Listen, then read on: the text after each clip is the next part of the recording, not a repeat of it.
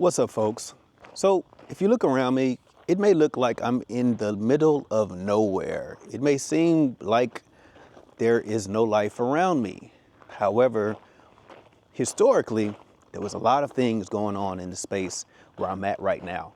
And so I'm going to walk into, here in the South and in rural areas across the country where you have these four-way stops, right, the crossroad. And I want to show you all some of the landscape that's around me right now. And we're going to talk to someone who's going to give us an idea of what life was like during the time period this specific area was jumping. So look around me. It doesn't get more rural than this. And I'm going to be here with Wali Cathcart. And if you've watched any of my previous previous episodes that have been released recently, I was with Wali at his farm. Wali is a former Negro League baseball player, a farmer, as well as a family preservationist. And he's going to be with us today and show us a couple of things down here in York County, South Carolina.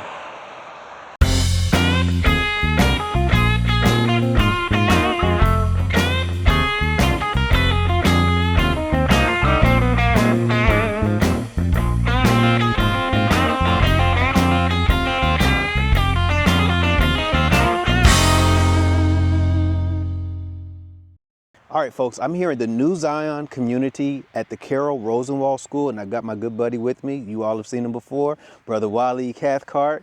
And he is going to let us know about this New Zion community, some of the church history, some of the Rosenwald School history, in which he is very invested in, not only recently, but also historically, because you attended the school. And you all see a lot of cotton that's out here. It's that time of the year where it's being harvested. And you also see some beds of plants, vegetables that are here, some collards and broccoli.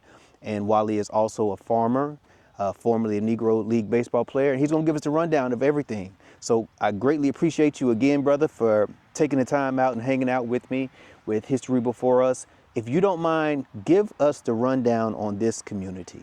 Well, this community is called the New Zion community, named after the church. The church, which was built in 1897, and so the communities that back at that time was kind of like noted for the churches. Mm-hmm. If it was New Zion or Mount Zion, so that's what the community became. The school, Rosenwald School, was later built in 1929 by the New Zion community. And there's quite a history behind that school and some of the older people, which was my dad's generation when this school was built. And I was told that when the Rosenwald built their schools, they asked for matching funds from the community. Mm-hmm. And New Zion, like most African American communities at that time, was basically sharecroppers. So the people who lived out here were basically sharecroppers. There may be just a few, one or two landowners at that time. So for them to get together and match the funds that the Rosenwald would invest to build a school was a monumental task. You think, because actually sharecropping, in my opinion, was just a graded down version of slavery, because it was perpetually debt ridden, and so the people had no money. So I was told that they sold candy, baked fish, fried fish and chicken, whatever they could come up with. And there was one older ex-slave in the community who was saving his pennies because he wanted to save money for a future, but he invested all of that into the fund because education was so paramount to the people here. And I was also told by some of the people who participated that when they got the money, the euphoria that went up in the community and how happy they were that they accomplished that was going to get this little grade school built out here. It was a monumental accomplishment, and they were so proud. Absolutely. Mm-hmm. That's what's up, man. So we had a formerly enslaved individual who allocated those funds into making sure that the education of future generations was going to be secure. Absolutely. He put every penny that he had saved at the time into that fund. Wow, that's amazing. It is. And there's a lot of land that's out here. If you all can see, like there's land upon land upon land. were there any specific surnames that were attached to this specific Mount Zion or New Zion community? Oh, yes. Yes. I can think of a couple that I think stands out. Bias, Williamson, these were permanent members in this community. As a matter of fact, these were people who went and bought farmland. Much of what you're looking at on, scanning the horizon was land owned by some of these black farmers. The Bias on, the Williamsons owned land, Watsons, these are named were black-owned lands. No longer now. If any of the family descendants are there, they may be staying in just a small remnant of a house or acre, but all of it has been purchased by this big corporate farmer here named Boyd. If you B-O-Y-D? turn in a circle, this is his cotton farm. And that's B-O-Y-D? B-O-Y-D, Boyd. Okay, got you. So I would like for us, so we know the school was built in the 1920s. Yes. But there's a church just right down here that was a spawn of a mother church. Right. And do you mind if we start there first? And Sure. then come on back up here to the school? Yeah. All right, let's take a stroll. Yes. Let's take a stroll. And so give us the landscape of the community back then. What was it like? Did you ever attend this church? Did you know folks I was that a member attended here. the church? You were a member here. And so what was it like being in this area that is very rural, obviously, but at the time period, during the time period, were there more houses that were out here? Were there any stores? What was going on? Oh, quite a history. Well, of course, this is farm area where people were farmers, and it was predominantly black. If there was a white landowner, or like Percival, which is his land right there, he was a man who had perhaps 6 to 7 sharecroppers who were houses, dotted the area. If you saw houses here and there were basically sharecroppers with a few black landowners, homeowners. So it was their homes that sharecroppers were living in? Yes. Okay, living in. Okay, got you. Got you. And so this is the New Zion Baptist Church, Baptist Williamson Church. Road, Rock Hill, South Carolina. A Right. very interesting fact about Rock Hill is Representative John Lewis was assaulted here in Rock Hill, South Carolina. What year was that? Oh, It was at the bus terminal. I do remember It was at the bus terminal doing the Freedom Ride when the buses were, what they call Freedom Riders? Yep. Yes, and they stopped at the bus station in Rock Hill, and they were waiting for him. The Klan and the white races, and they attacked him. I understand he got one of his worst beatings there. Yeah. So that's from my understanding, is where blood was first drawn Right. On his person. Yeah, during that's the what he movement, said. for sure. All right. Now, so that's some other information, some other history Right. about Rock Hill for you all. Right.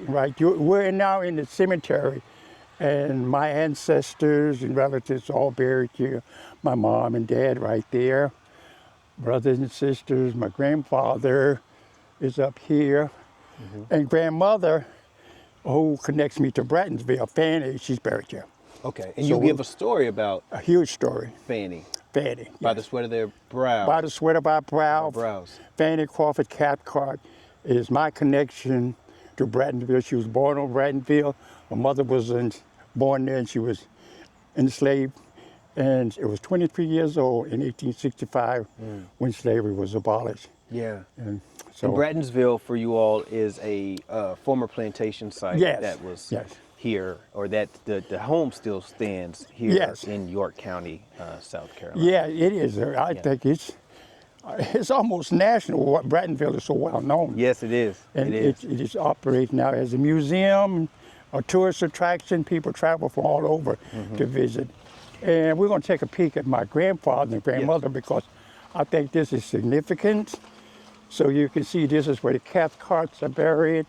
My uncles, these are my uncles, all in here. And my grandfather and grandmother. This Lawson. is Lawson and Fanny. And Lawson was enslaved, correct? Yeah, he was born in 1855.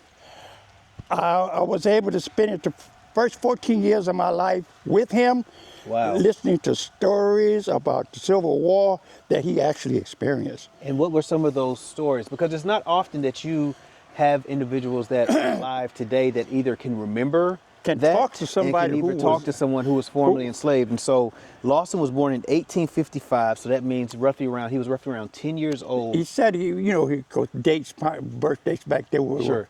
yeah, he didn't know exactly what date he was, but he could have been 8 years old. But he had a clear, vivid memory of the freedom of which emancipation. Yeah. He said it was chaotic because you could understand the South had just lost the war. They didn't know what the next step was. He said people were coming and going all over the place. He said he was put on a mule or something. They'd travel, and this was his memory as a child. And my brother and I would quiz him about it. We could not talk to him. Well, in the presence of our aunt, that's who he lived with, my Aunt Martha. She would not allow him to say anything about slavery. Don't tell them children about that old slavery time mess. And so we would have to get him out of her presence. Yeah. Then we call him Pap. Pap, tell us about what. And he told us that he remembered his mother being punished by the mistress, having to sit out in the snow, and so that was her punishment. That's just his recollection. And he also told us that he remembered the Union soldiers taking some bodies of the Confederates. I guess it was kind of mopping up. They had won the war, whatever remnants. Mm-hmm. He said, they're putting in a church and setting the church afire. I could not find anything on the history that was recorded, but that was his memory. Sure. But he said he remembered that. And as he was walking around and he would give us just a number of stories about people coming and going, seeing the Union soldiers, with their guns and marching around. Of course, they had to protect the freedmen at that time, so that's what they were doing, helping to protect them. Man. Yes. And it's amazing because I remember you telling me that story years ago, and I've always been fascinated by individuals who have been able to grace the presence of people who were formerly enslaved, right? Those stories of survival. Right. And so Lawson obviously was the epitome of what that was. Right. For sure. And I can only imagine for you, not necessarily knowing the gravity of what enslavement was then, because you were such a young, you were young. Right. But now I'm sure it means something even greater, right? Right. And Lawson really stands out, and I'm blessed. I think how blessed my brother and some of us were to be in his presence, because he was highly talented man. Skilled, of course, he couldn't read or write. None of them could at that time, but he could fix anything. And I'm told that in his younger days, because when we knew him, he was older, probably in his 80s, and wasn't able to do that. But he was a gin mechanic in this area. And I remember talking to one of white gentlemen, the Smith, what is called Smith Turnout. They had areas that had a store and a gin were called turnouts. Smith Turnout, Lewis Turnout, I guess the way people turned out. Yeah. And I was over there doing something, repairing the church, because I was a carpenter. And there's an elder white gentleman stopped by to talk to me, passing the time, conversation. And he asked me what my name was. I said, Cathcart. He said, are you in relation to Lawson Cathcart? Oh, wow. I said, that's my grandfather. He said, oh, let me tell you about Lawson. I remember him. Yeah, he's a gin mechanic. He said, whenever the gin broke, they have to hook the wagon up and go find Lawson. They come around him and come up and then fix the gin. Now, how he got the knowledge of fixing it, but he was just naturally gifted with his hand, and he would fix the gin, because the gin had to keep running. Yeah. Yes. Now, did that person know that Lawson was formerly enslaved? I'm not sure. He didn't say. He may or may not have, but I guess he didn't. He just didn't mention. But Lawson was well known in the community. He could make things, bottom chairs, and I heard another elder black person told him that he would make shoes out of automobile tires and get those things and put them together, because people didn't have money, couldn't buy shoes and things like that. You made do with what you had. Yeah. For sure. And he had all, carpentry tools and whatnot. So my brother and I got his tools, and I still have one of his draw knives in my shop. That's amazing. That's for making axe handles and whatnot. Yeah. And my aunts tell me that my brothers, my generation, my brothers inherited his skills. Wow. All of us are skilled. You know, I can do a lot of things. Yeah, most definitely. Yeah. I've seen you. Art, carpentry, Yeah. and so all my brothers. Yeah. So And it's my all aunts, innate. Yeah. And it So all that came was from Lawson. came from this gentleman right here, Lawson. Man. And that's the importance of being able to have descendants Right. that can, of course, continue tell So, and these then, stories. of course, for Fanny sure. had all Yeah, of her this connection was there. wife.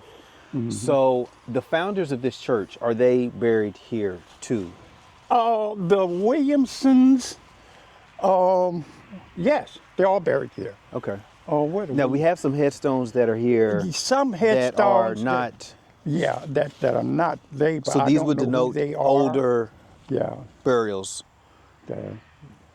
And it says Robinson Johnson. There were people here. Okay. Miss Johnson. What does it mean to you to be able to come back to this place, pay homage, and to pretty much trace your family genealogy by walking through this cemetery? Well, you know, I think of how blessed I am to come back because, you know, I spent 36 of my years of my life in New Jersey and went to play professional baseball, settled down, had my family there.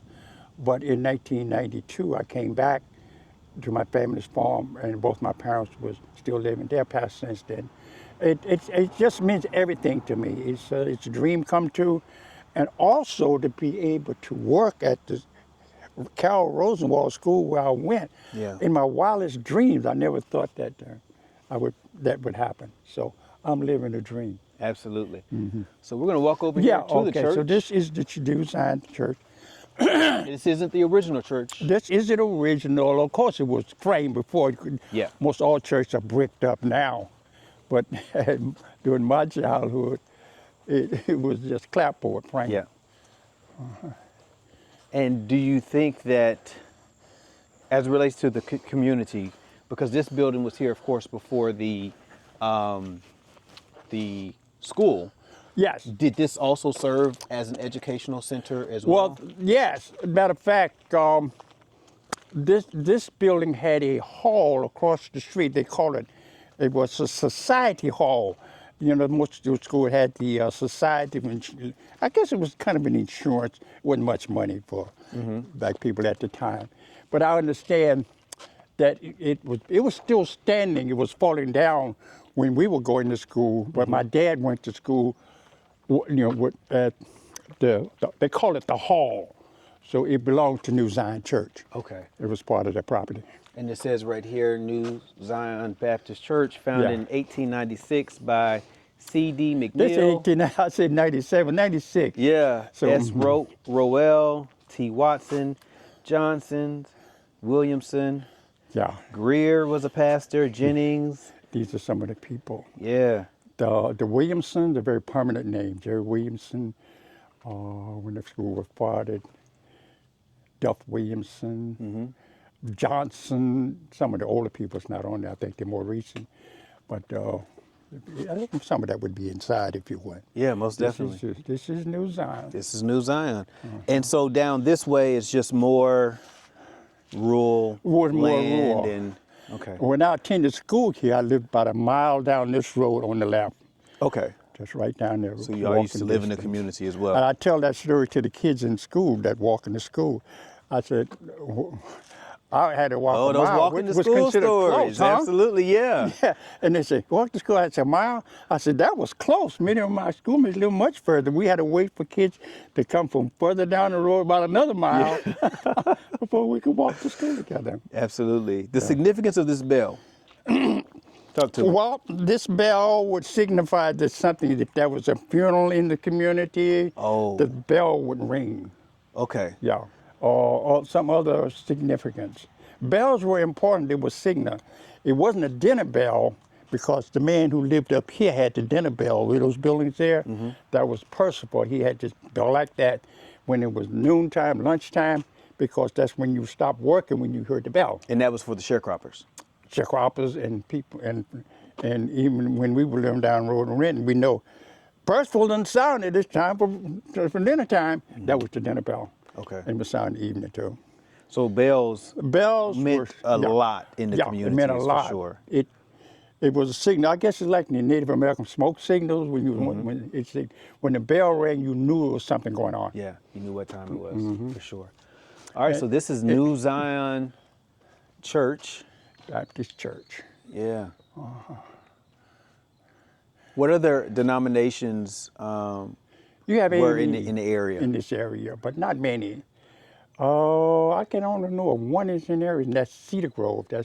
We'll be going by there when we come back going to Crawford School. You'll see it. Okay, cool. Yeah. So most African American churches were Baptist. Baptist down here. Okay. AME here and there. Sure. So let's mosey on up to the school. Yes. Okay. And obviously, there's a lot of cotton out here. Can you discuss what was life like back then during that time period? What were the potential requirements that people had to meet, et cetera, from the standpoint of harvesting cotton? You didn't have machines, that's for sure. When it was time to pick cotton, there was prep. Usually start in the month of September. That was cotton picking time. And actually, cotton picking time was kind of a happy time for us because that's when we'll get some money. Because you didn't have money during the rest of the year until you sold your cotton. And everywhere you would look, in this time of year, you would see people out in the field picking cotton. The school season was scheduled around this cotton crop. Okay. We didn't start the school until October, in October. So some of the cotton was picked. Right. Because you as children were part of the workforce. You got to pick cotton. Got to pick, yeah. Yeah. And that was understood. And so as it relates to how much money you would make, Yes. what would that amount be? Or what would those amounts be? Would it vary just based on? It would vary. When we were living here before we moved into our own land, where we are now, we were renting a farm. Our rent for the year was 3 bales of cotton. Wow. The first 3 bales we got picked went to the rent. A bale of cotton at that time consists of 1,300 pounds with the seeds in it. When you get 1,300 pounds picked, you're ready to go to the gin. And when they separate the lint and bale it, the average bale was 500 pounds. Wow. And you would sell those bales that you have. And I have some receipts Oh, yeah? from that time. I have to look it up. Yes. Okay. How much my dad got for a bale of cotton. Okay. And so there's some cotton that's on this table right here, and I'm curious, do you use this for educational purposes? That's the educational table. Okay, just the educational table. Yeah, this is where the kids will sit out here in class. This cotton is sit here. Mr. Hart, one of on the staff here, is sitting here, and he's explaining to the kids what this cotton is. He goes through the process. He shows them that a cotton starts out with a bloom. When it's early, we got the blooms, and then how it develops into cotton, and what the locks are. Yeah. Yes. So this is And explained. if you aren't careful, based on what some of my ancestors, my relatives have told me, then you can draw blood. if I'm not let mistaken. me explain to you. It's a skill. Yeah, it's a skill and a knack to it. And now I tell the kids that my mom could pick 300 pounds. I was closer to her with 260. I was trying to catch Mom. I was competitive. But the key to keeping these little things from your cuticles, you would be bleeding if you weren't careful. Because when you stick your fingers here and it catches, it hurts. The key is when you pick, you don't do that. You go and when you close your hand, you're pulling it away, not pushing it in. Pushing in. Yeah. Okay. That's how you keep from getting injured. You can pick 300 pounds with sore fingers. Yeah, most definitely. Yeah, that would be tough. No, your hands toughen up. Yeah. But then they used to call the snatcher. Boy, that boy can snatch, can't he? No. The word snatch. Yeah. He was good. He was a Yeah. snatch. And you from pull it out like that, huh? Okay. And from the standpoint of enslavement, as we walk over here, Right. because obviously, with with this type of work, Wali is very conscious about not only his generation, but generations prior to, and the totality of what this crop means to us as being people who had ancestors who were formerly enslaved. And so I just want to make sure that I do say that, because Sure. that's very important. Very. No one's out here shucking and jiving and not being sensitive to the reality of what this cotton does represent. But I do want to ask you, when you look out and you see fields of cotton in which your ancestors were responsible for as well, what does this mean, being able to work at a site that has this agriculture that's still here, that your ancestors were once responsible for, and you being able to tell the whole truth to people that come here, and not only here, but at historic Brattonsville? It's very important. And it's important for me because when you say whole truth, I tell the whole truth. And there is some perception in the African American community that cotton, which was, cotton was king. And I think it still is in a sense, because it was so common to the things that you need, your clothes, and and even your money. And it's a product, and I explain to people, it's a plant. It was not the only plant that our enslaved had. They had to harvest sugar cane. They had to pour corn. We have to do all of that. So the actual plant itself is not the culprit. It is the mind. It is somebody's perception that others are inferior to enslaved. That's where the problem is. We have to make sure we have that understand, and not let just the plant or the commodity of cotton be considered the enemy. No plant is the enemy. It's how things are used. Cotton is an international crop. It's a plant. It's all over the world. It's important. It's in the fabric. There's so much things you do. And growing up and going out here, and I get students today, Mr. Cathcart, do you hate cotton? I don't hate cotton. I don't hate cotton. And they say, but your ancestors had to pick cotton. Of course they did. I hate that we've used the word hate, how it was associated and how it was used, to exploit our ancestors. But cotton itself is not an enemy. Yeah, that's very important. Very important to understand that. Yeah, I'm glad you were able to express that. Thank you for tuning in to part 1 of my time with Wali Cathcart in the New Zion community. Make sure to activate your notifications for my channel so you can be alerted when my next video drops, exploring more history in York County, South Carolina with Wali.